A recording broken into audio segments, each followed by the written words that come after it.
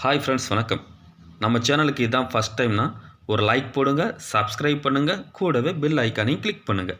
இன்றைக்கி நம்ம பார்க்க போகிறது என்னென்னா, அமைப்புச்சாரா தொழிலாளர் நல வாரியம் பற்றி தான். அமைப்புச்சாரா தொழிலாளர் நல வாரியம் எதற்கெல்லாம் உதவுது அப்படின்னு பார்த்தோம்னா, அரசு பணியில் இருக்கிறவங்களுக்கும் தனியார் பணியில் நிரந்தரமான வேலை செய்கிறவங்களுக்கும் இது பயனில்லை. தினக்கூலி அல்லது தெருவோர கடையில் பணி செய்கிறவங்களுக்கு இது மிகவும் பயனுள்ளதாக இருக்குது. இந்த அமைப்புச்சாரா தொழிலாளர் நல வாரியத்தில் பதிவு செஞ்சு உறுப்பினர்களாக இருக்கிறவங்களுக்கும் அல்லது பதிவு செய்யாதவங்களுக்கும் இது ஒரு நல்ல ஒரு செய்தியாக இருக்குன்னு நினைக்கிறேன். நல்லா கவனிச்சுக்குங்க. ஒரு நபர் அமைப்புச்சாரா தொழிலாளர் நல வாரியத்தில் பதிவு செஞ்சுருக்காங்கன்னு வச்சுக்கோங்களேன், அவங்களுக்கு அரசு எந்த விதமான நிதி உதவி தர்றாங்கன்னு பார்ப்போம்.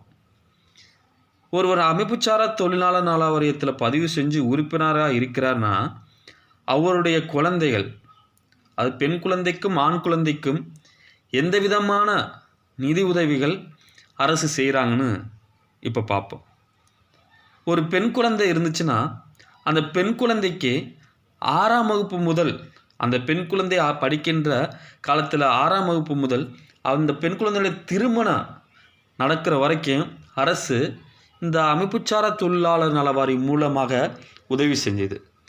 இதுவே ஒரு ஆண் குழந்தையாக இருந்துச்சுன்னா 6ஆம் வகுப்பு முதல் 9ஆம் வகுப்பு வரைக்கும் 10, 12 தேர்ச்சி பெற்றா அப்பவும், அப்புறம் கல்லூரி மேற்படிப்பு, திருமண உதவித்தொகை, இப்படி அமைப்புச்சாரா தொழிலாளர் நல வாரியம் மூலமாக அரசு நிதி உதவி பண்ணுது. ஒரு பெண் குழந்தைக்கு படிக்குதுன்னா 6 முதல் 9 வகுப்பு வரைக்கும் வருடம் என்ன செய்கிறாங்க, 1000 ரூபாய் கொடுக்குறாங்க.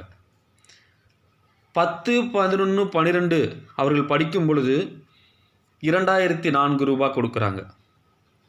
10 பாஸ் ஆனாகவும் 12 பாஸ் ஆகும் பொழுது அந்த பெண் குழந்தைக்கு 3000 கொடுக்குறாங்க.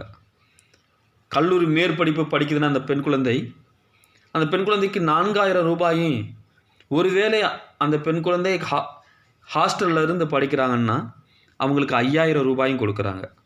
திருமணத்தின் போது 20,000 ரூபாயும் கொடுக்குறாங்க.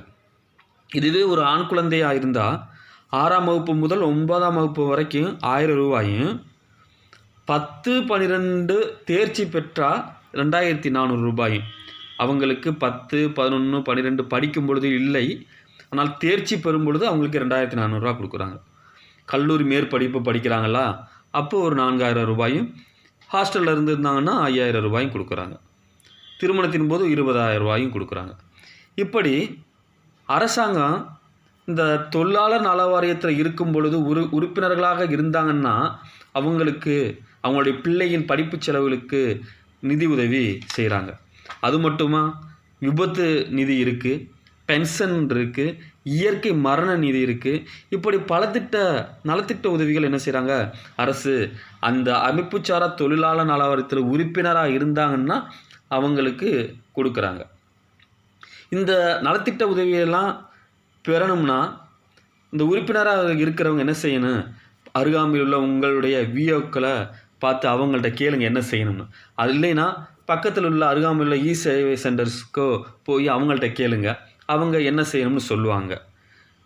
அது மட்டும் இல்லை, இந்த அமைப்புச்சாரா தொழிலாளர் நல வாரியத்தில் 15 உறுப்பினராக இருக்கிறவங்க இன்னும் இந்த நலத்திட்ட உதவிகள் எப்படி கிடைக்கும் அப்படின்னு தெரியாமல் இருக்கிறாங்க. அவங்க அந்த இசேவை சென்டருக்கோ அல்லது விஓட்டையை கேட்டு தெரிஞ்சுக்குங்க.